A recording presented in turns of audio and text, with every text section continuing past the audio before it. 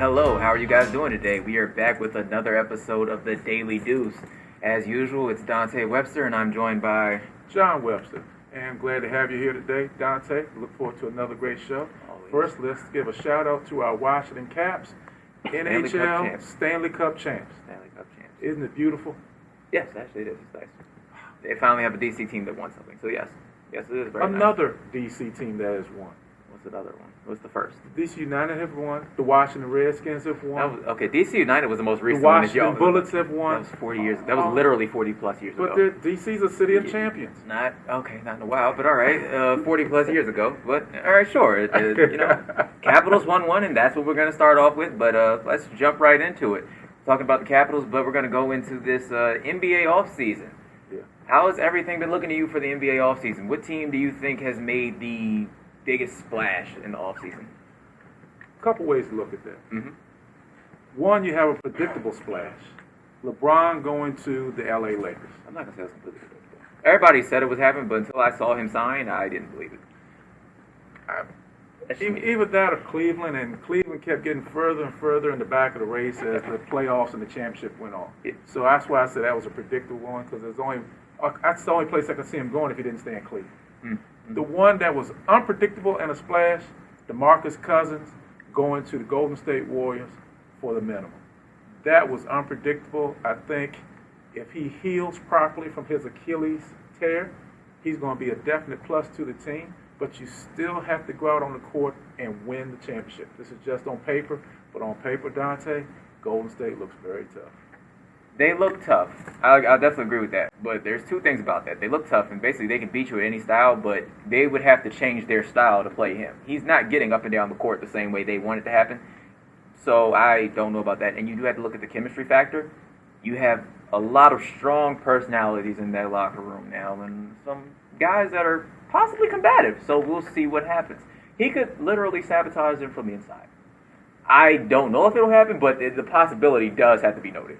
I think I'll look at the glass half full as you're looking at it half empty. You have to understand it. And I think DeMarcus Cousins signing for a minimum Mm-hmm. because nobody else wanted him, per se. Okay. He is motivated to not be a locker room problem. Mm-hmm. He wants to have a locker room presence. Yep. He wants a ring. And this year, he's playing for 1 year on this contract He's going to get a ring. to get a Supermax the following year. I don't see a He problem. won't get a Supermax. He's He'll get a decent deal. Supermax is going to be us. Supermax means he will stay with Golden State. Oh, it's something about, I don't think, from what I heard, they don't have his bird rights or something like that. So apparently he can't get with so much from them. But the bigger thing here is still, I think they were probably He'll going to get paid. I was going to say he'll get a ring. They were going to win a ring regardless. This year, I was pretty sure they were going to win. So, he'll get his ring, which is great because now after you get your ring, you don't have to stay with him. You can get your money elsewhere. After you win the ring, you just go off and chase the money and do whatever else you need to do. And I will say, for me, you gave your biggest splash. For me, the biggest splash in free agency that I noticed, I'll say it was Kawhi Leonard getting traded. I will say that's not bigger splash, but I'll say that was notable because we all thought that he was going maybe to one of the more predictable spots. The Lakers possibly, maybe the Celtics if they wanted to put the right package together, or anybody else. But then we all got the surprise in Toronto. Kawhi went north. He didn't even go west. He went north. They sent him to the coldest place possible. You want LA? We'll give you Toronto. I guess Toronto will be the LA of Canada, maybe. Nice city, big media market. It is a very big media market, and they are a great basketball city if you listen to everybody. It's just hard to imagine that you wanted LA and you get sent to the coldest place possible. Do you really think Popovich and the Spurs were going to send him to the LA Lakers? Do you really think they're going to help the Lakers? It depends on what the package. It depends on what the package you want is. Because basically, if you're looking at future prospects, I would have sent to another city. Because no offense to them, in that deal, you have differing opinions on DeRozan. You didn't even get Toronto's best prospect. That's what I would say. If you wanted to keep building for the future, I would have tried to get OG Anunoby, good defender. Could possibly be your next Kawhi if you would not raise him up. He's not a kid, but if you groomed him correctly. And so it's one of those things where I would say I don't know if that was the best they could have gotten. I told you this earlier this week, and I'll still say it. Getting DeRozan is going to be a very good, nice fit for San Antonio. Him on the outside, Aldridge on the inside, it is going to work. Well, here's the problem. You said one on the outside, one on the inside. They both kind of meet in the middle. They're going to be shooting mid-range jumpers. They're zagging when everyone's zigging, like we zagged and zigged just now. So we'll see what happens. The NBA offseason's been exciting, and we'll just see what happens next.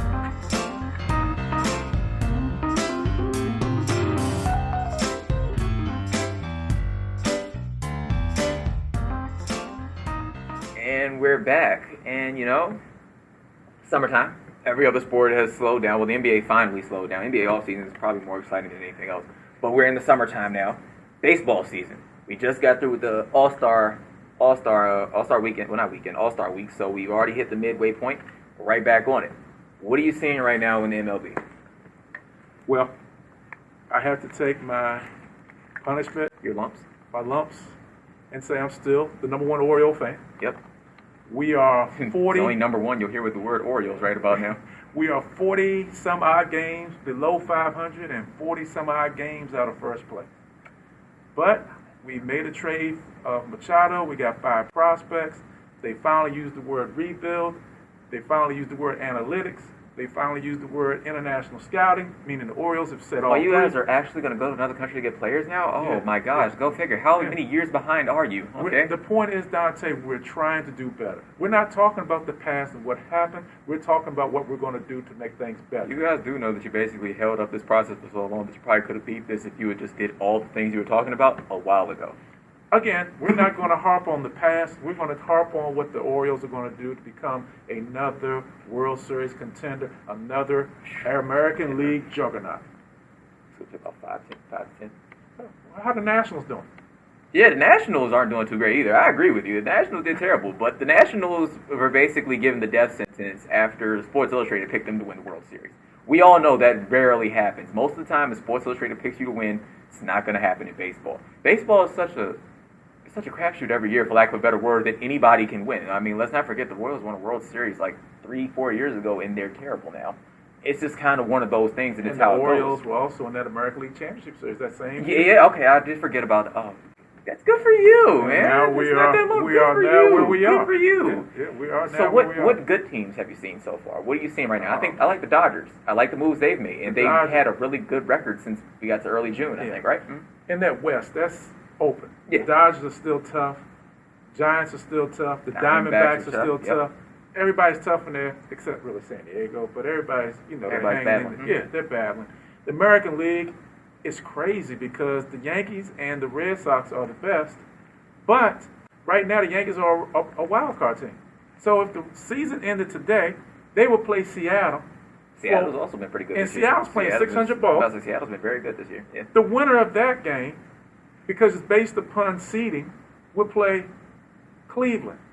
No, I'm sorry. No, they will It's play Cleveland. Boston. They will play Boston I got you, based I got on you. seeding. Oh yeah. And They- Cleveland automatically would end up in the playoffs because they have their division, They had the division. which is a terrible division. And Cleveland would play, who's in first place? Houston. So the Yankees and the Red Sox would get a really early matchup because one of them's a wild card team. So I think this is really exciting. I mean, it's unfortunate about the Orioles, but I'm still loving it. I watched the game last night with the Oakland A's and San Francisco Giants. The A's are still hanging in there in the West. They're 3 games behind Seattle. They're tough, but Seattle's a really tough team. Nelson Cruz, former Oriole again. They're really doing well, 600 ball. You guys paid the wrong guy. Yeah, pretty much. Yeah. I don't want to talk You about it. just running into all the jokes right here. Yeah, basically, you look at the Seattle game like, oh man, we had that guy. Yeah. You guys decide, oh, we'll pay Chris Davis instead. Is he still crushed? Oh, I watched the Nationals and the Braves You gotta go there. this weekend, and Nick Markakis. Oh man, all the guys, yeah. Oh Yeah. man, wow. How you feeling right now? Yeah, that's Yeah, crazy yeah, right there if you yeah. think about it. That's our right fielder. And then if you think about it, I mean, And you guys, Cruz was our left fielder. yeah, And we haven't had a consistent left fielder and right fielder since you since had they either left. one of them. Yes. Oh wow, that's great. The only thing consistent in the outfield is Adam Jones. So I'll go out on the limb and say Might as in well the trade him American too. League, He deserves better. American League, I'll say it's going to be Houston. National League, I'm sticking with my Cubs. Let's go Cubs. I'm thinking of a Dodgers Cubs NLCS right about now. I would want to see the Dodgers do it because I'm a Lakers fan and Magic has a part in that. So I want to see the Dodgers do it. And I do want to see the Dodgers because last year they came so close. I would like to see them bring it full circle and actually win. And it's a great time to be an LA fan, as I know right now. So, why not let the Dodgers win too? I would love if my Nationals could get it together, but I'm not seeing it. I feel like they're just kind of dead to rights at this point. They're marching along, and I just don't see it happening, clicking for them. Maybe it will, maybe it won't. This is basically Bryce Harper's swan song. He brought a championship to D.C. It was a home run derby championship, but it has winner in it, and so he is D.C.'s winner as of right now. So we're going to see what happens. Just both of us know right now, the Beltway battle the local teams are out. But otherwise, great baseball season.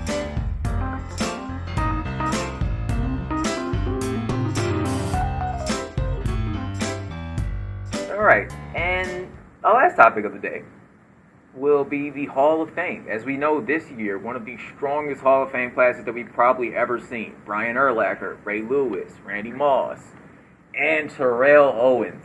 Terrell Owens. Which one is it? I think it's... Okay, T.O. We'll go with that. But I've heard Terrell. I've heard Terrell. I think it's Terrell. But anyway, basically, T.O. finally got in. How long was he on the ballot? I think 2 years. And he finally got in on the third go-around. I have multiple feelings about this just because, in general, outside of the NBA, I don't like Hall of Fame balloting. I just kind of don't, because the writers seem to get some serious kicks out of just keeping guys out for no reason. Like in baseball, I find it weird that there has never been a unanimous Hall of Fame person. Come on, really? Nobody? Cal Ripken, one of the greatest players ever. Not unanimous. Who says no to that? Or even like Jackie Robinson, he wasn't unanimous. Or like, I mean...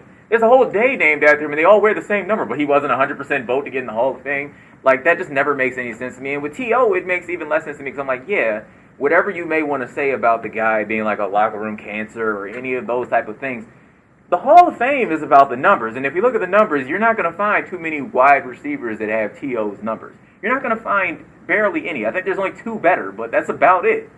I just never understand how the writers just get their kicks out of just being like, oh, we're going to keep this guy out a little bit. You'll get in eventually, but you won't get on the first go. Like for football, I know it's an absolute rarity to get in on your first ballot. Like even like a guy like Michael Strahan, one of the greatest defensive players ever, didn't get on his first ballot. And it just doesn't make any sense to me. It never adds up to me. That's just me personally. I just don't understand why they keep some of these guys out, and then everybody's upset at him because he doesn't want to go. Now, I do think that it ended up getting flipped on its head, because now he's kind of being a diva and doesn't want to be there, but he still wants to have his own ceremony and all this other type of stuff. So yeah, it becomes unnecessary on both sides, but I can understand why he got upset in the first place. All very valid points. When you told me that we were going to talk about T.O. today, that threw me for a loop, because I'm like, I don't really know how I feel about that. I'm happy that he's in. Yeah. If I'm not mistaken, his numbers are even better than Randy Moss. Yeah. As far as wide receiver, Randy Moss is one of the greatest. Randy Moss had a couple down years. We had bad quarterbacks. Yeah. And I think Owens is a very good receiver. Absolutely. My opinion is complicated. I say it because part of me is like, I wish he would go to the Hall of Fame and accept his jacket. Mm-hmm.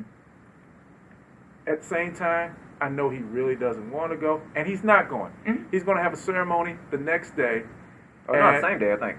No, I think he's doing it on that Sunday. Sunday. He finally going to move it? Oh, okay, I thought it was going to be on Saturday. He's going to do it on that Sunday, and at his college. His alma mater. Tennessee, Chattanooga. Yeah. This is why I say it's complicated.